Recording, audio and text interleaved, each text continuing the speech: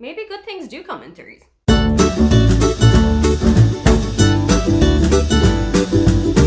Hi, welcome, come on in. My name is Aoife, and today I am taking you through some of my favourite trilogies.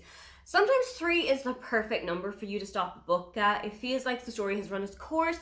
You already know what's happening to all of the characters. There might be a couple of things that you might like to see a little bit more of, but I feel like for a trilogy, as a whole, you've kind of gotten what you need out of it. Across my life, I have fallen in love with so many trilogies in the children's fictions, in YA fiction, in kind of contemporary fiction, in romance, and these are just a few of them that I think you're going to love as well. Most of them I have already finished. Some of them I still have a couple of books that I need to read, either because I've just not read them yet, they're on my TBR, or there are books coming out. Let's go back to my childhood and start with The Children of the Famine trilogy. This is by Marita Conlon McKenna, and as you can understand from the title, this is set around the time of the famine in Ireland, which happened from 1845 to 1849, and it was one of our biggest social changes in the country. You're following 3 siblings, Eilidh, Michael and Peggy, who are about 10, 7 and 5, I think, at the start of the books. Their parents pass away from the famine, their sister dies during the famine, but they know of 2 aunts of their mother who live in a town called Castle Taggart, which is way across the country from where they are.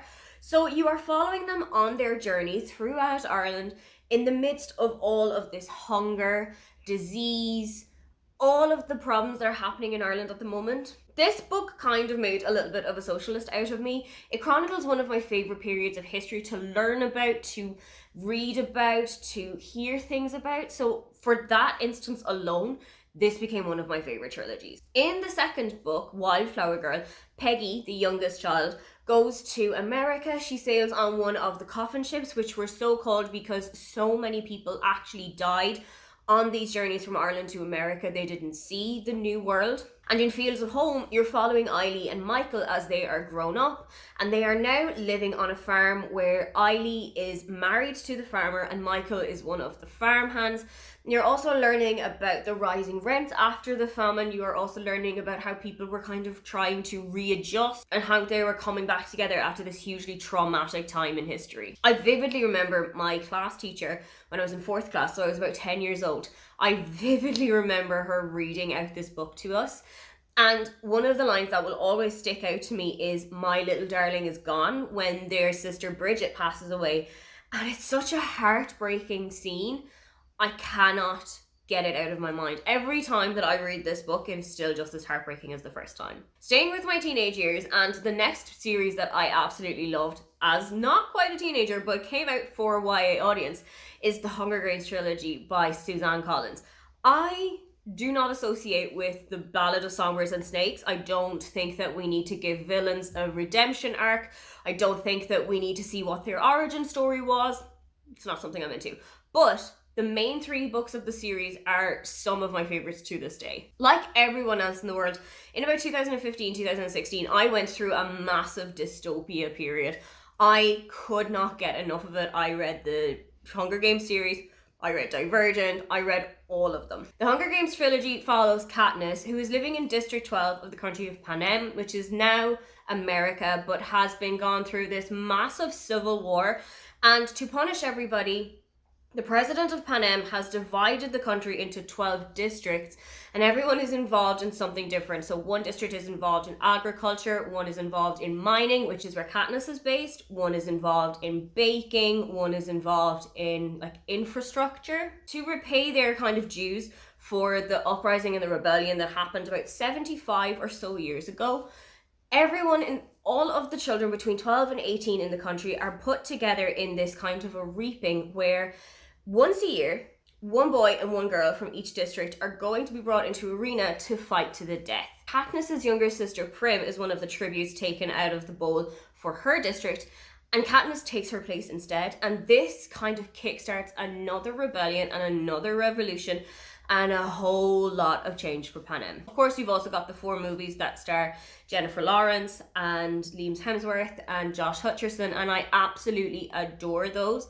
But there is simply nothing like the books themselves. There are a couple of things that are changed, obviously. There are a couple of things that are left out or put in. I just think that the books are so phenomenal. There is a fantastic audiobook that I utterly recommend to you. Staying with YA, and I also absolutely adored the To All the Boys I've Loved Before trilogy by Jenny Han. This follows Lara Jean, who is probably the most romantic soul I have ever considered. She is in love with the idea of rom-coms. She's in love with the idea of your first love being your only love and true love and everything like that. When she was younger, when she fell in love with somebody, she would write them a letter, never post it. She would just put it into her mother's old hat box, put it on top of her wardrobe, and her feelings were dealt with then. Everything was done and she could move on with her life.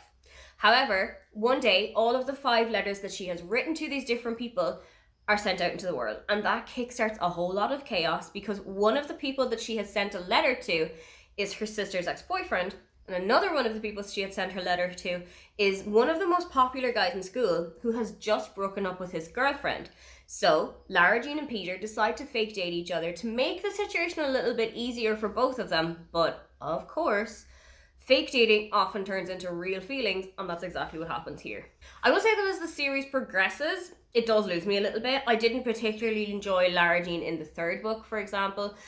There was just something about her personality that I felt it was completely changed to the 1st and the 2nd books, but overall, I still utterly adore the cuteness, the cozy vibes, the fun of this book and the whole series, and I definitely recommend that you check them out. Not just the Netflix series, but I think you should also check out the books too. Another YA series that I loved when I was a little bit out of the age range of YA is the Spencer Trilogy by Holly Bourne.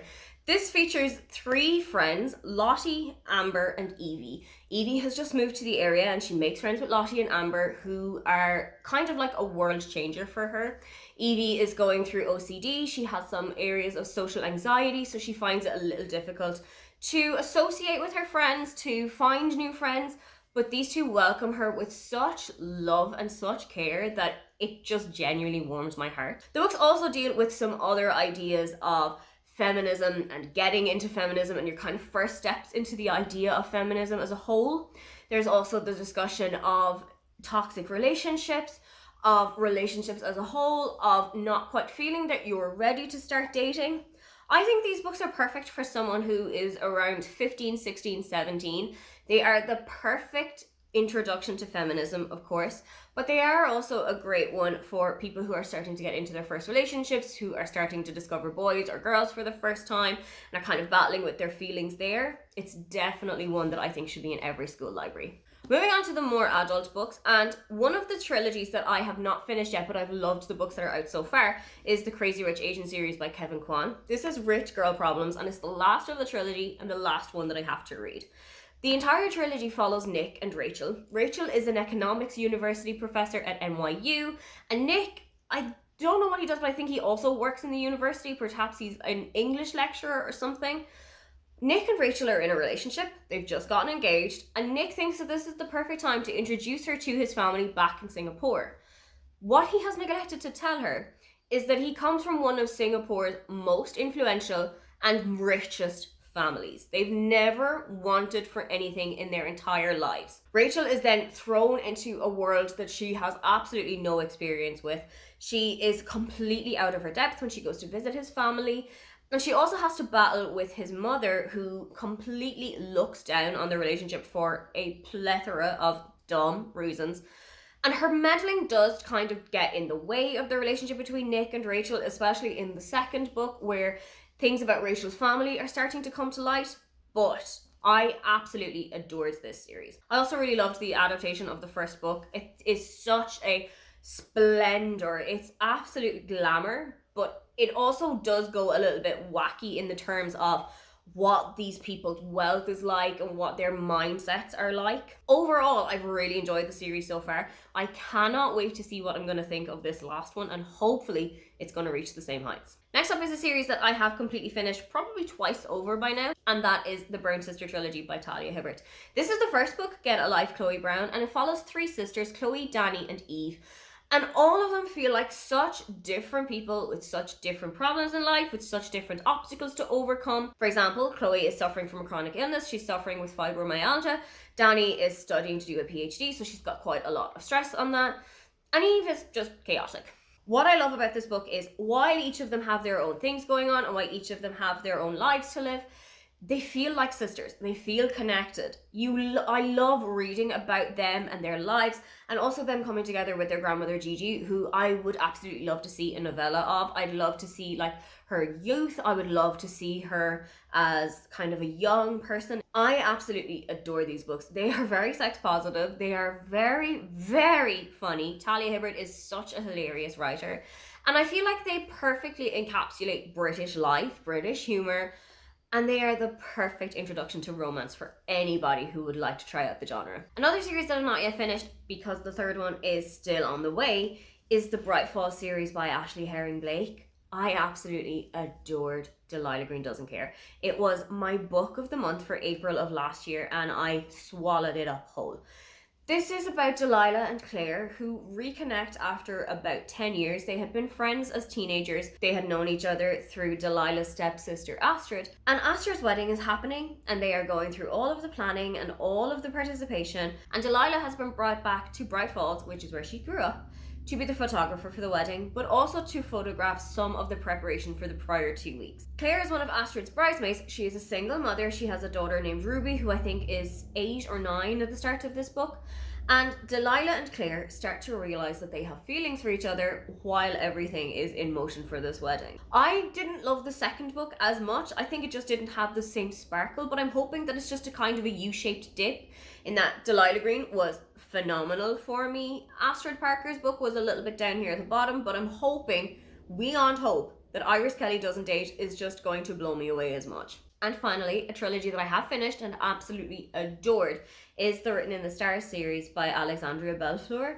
This follows a group of friends who all live in Seattle, and this book starts off with Elle and Darcy, who go on pretty much the first date from hell. Elle accidentally knocks over an entire glass of red wine on Darcy's brand new, super expensive white dress that she had worn and bought out specifically for the date. But Darcy's brother Brendan is one of Elle's business partners in their brand new venture, Oh My Stars, which is a kind of an astrological based dating site. So to drum up a little popularity for the website, Elle and Darcy agree to fake date. But, as I've already said, if it starts out as fake dating, it often tends to swerve into real feelings being involved. This series is sapphic. It has got bisexual representation. It has got a plethora of tropes in it. But something that I loved about this so much is the BuzzFeed style lists at the start of some of the chapters that will ask you, what is your wedding cake flavor based on your star sign? Or what is your favorite romantic movie based on your star sign? I've written down a couple of them, and one day I am going to go through my reading journal and actually just live out the life that my star sign has picked out for me based on these books. Alexandria Bellfleur quickly became one of my favorite authors, and I know that she has got a new book that just came out this month. I cannot wait to get my hands on it. Those are some of my favorite trilogies that I have absolutely loved right from when I was a child up until now. Do you have a favorite trilogy, or of the ones that I have not finished yet, is there one that you think I need to start out with soon? If you'd love to leave me a comment but you can't think of anything you'd like to say, then just leave me the 3 emoji. Don't forget to like and subscribe because I have new videos up every week. Now, get on out of here.